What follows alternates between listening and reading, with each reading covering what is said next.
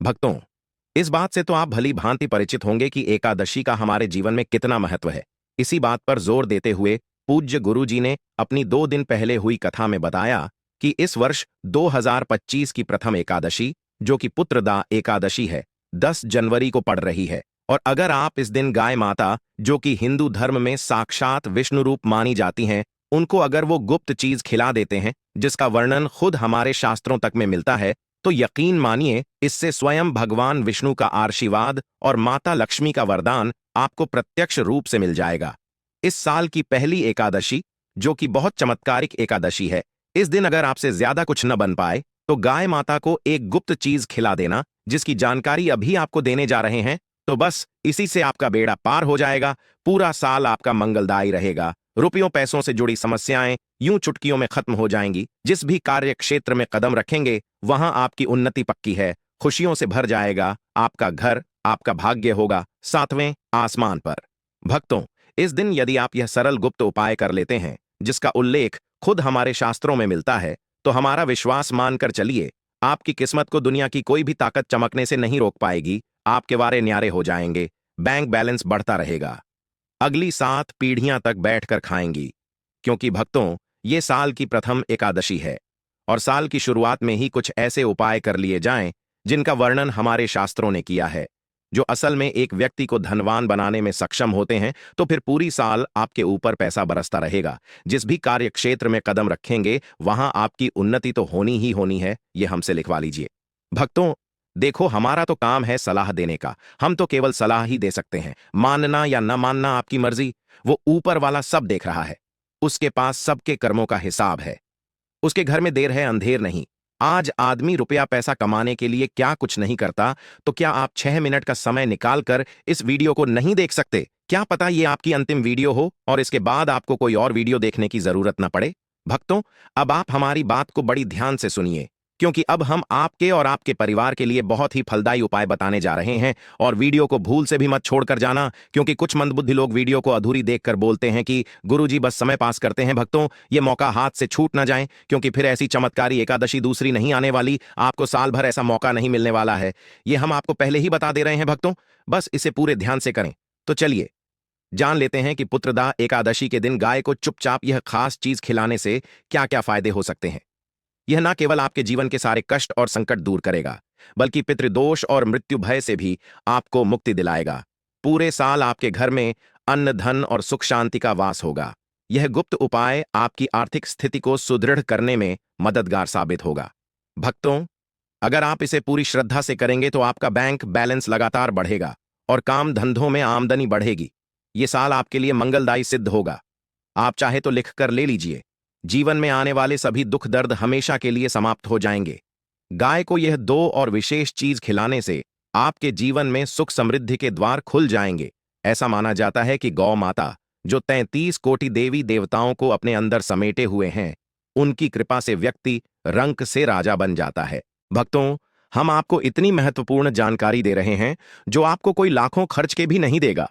इसलिए आप वीडियो को लाइक कर दीजिए और कमेंट में सच्ची श्रद्धा से जय जय गौ माता अवश्य लिखिए। इससे आपको गौ माता की कृपा प्राप्त होगी।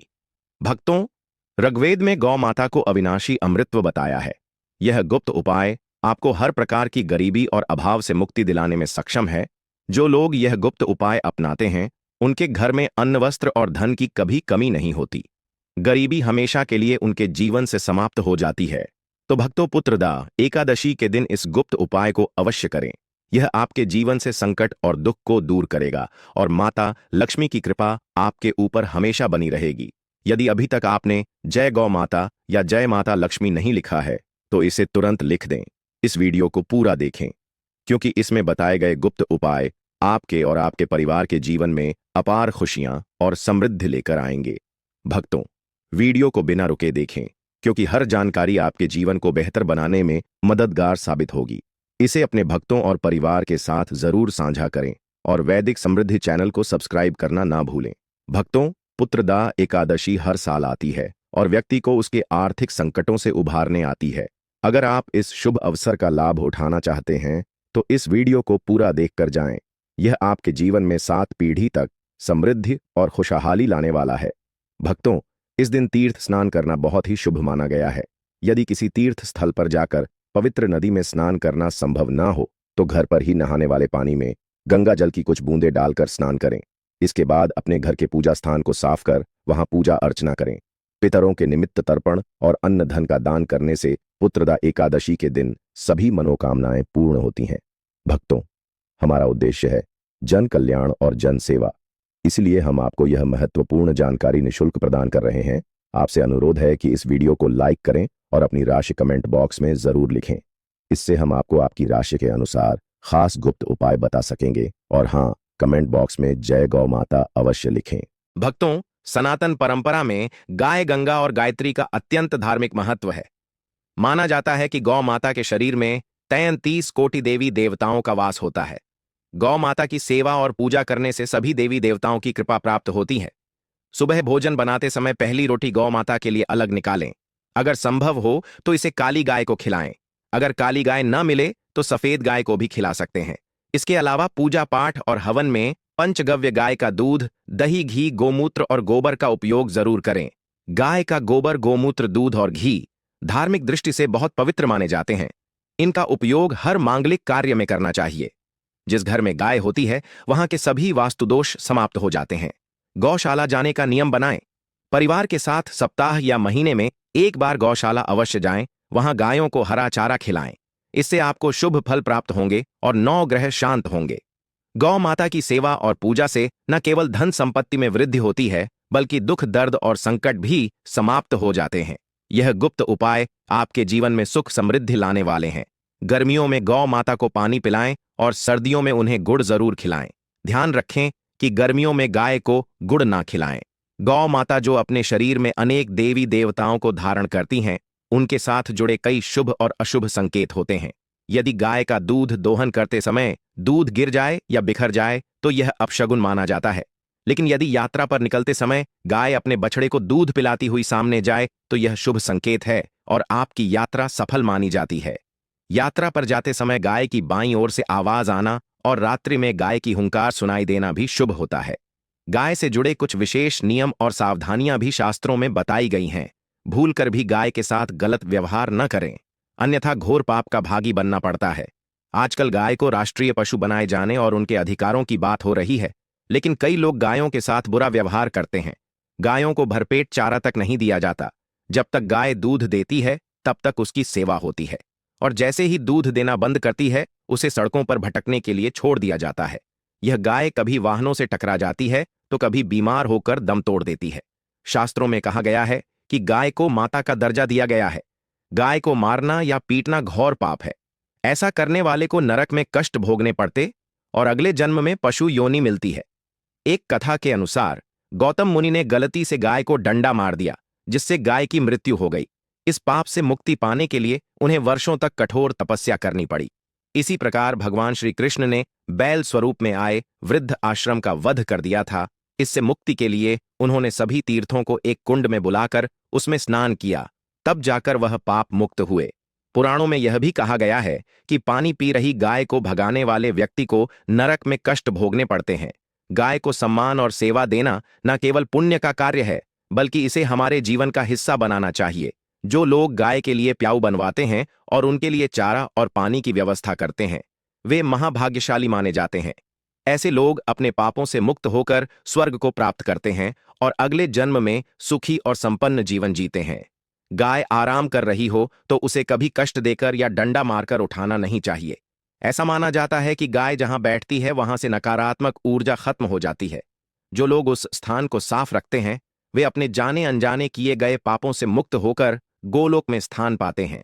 गाय को जबरदस्ती उठाने के लिए पानी डालना या डंडा मारना पाप माना गया है। ऐसा करने वाले को अगले जन्म में कष्ट भोगने पड़ते हैं और दर दर भटकना पड़ता है। शास्त्रों में यह भी बताया गया है कि गाय का दूध सबसे पहले उसके बछड़े के लिए होता है। बछड़े से बचा हुआ दूध ही मनुष्य को ग्रहण करना चाहिए, लेकिन कुछ लोग पूरा दूध निकाल लेते हैं और बछड़े के लिए कुछ नहीं छोड़ते। यह घोर पाप है। ऐसे दूध को निकालने और ग्रहण करने वाले दोनों पाप के भागी बनते हैं। इसके अलावा गोवंश यानी गाय और बैल की पीठ पर बैठना महापाप माना गया है। ऐसा करने वालों को नरक की यातना भोगनी पड़ती है।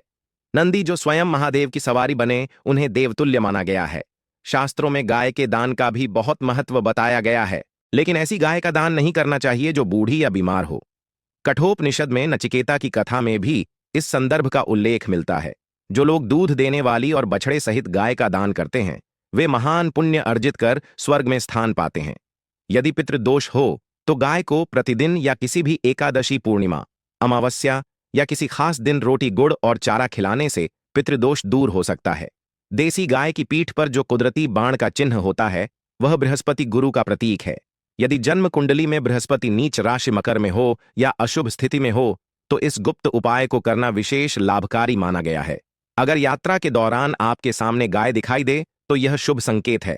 खास तौर पर यदि यह अपने बछड़े को दूध पिलाती हुई दिखे तो समझ ले कि आपकी यात्रा सफल और फलदायी होगी। जिस घर में गाय होती है वहां वास्तु दोष स्वतः समाप्त हो जाता है। गाय को खिलाने के लिए हमेशा ताजी रोटी ही बनाएं। यदि रोटी बनाकर तुरंत नहीं दी गई और उसे अगले दिन खिलाया गया तो वह रोटी बांसी मानी जाएगी। गाय को बांसी रोटी खिलाने से घर में नकारात्मक ऊर्जा का वास होता है और आपके काम में रुकावटें आने लगती हैं। इसलिए हर दिन ताजी रोटी बनाकर गाय को खिलाएं। साथ ही सड़ी गली चीजें जैसे खराब फल या सब्जियां गाय को कभी ना खिलाएं। ऐसा करने से आप पुण्य कमाने की बजाय पाप के भागी बन जाते हैं। गाय को केवल साफ और ताजा भोजन ही दें।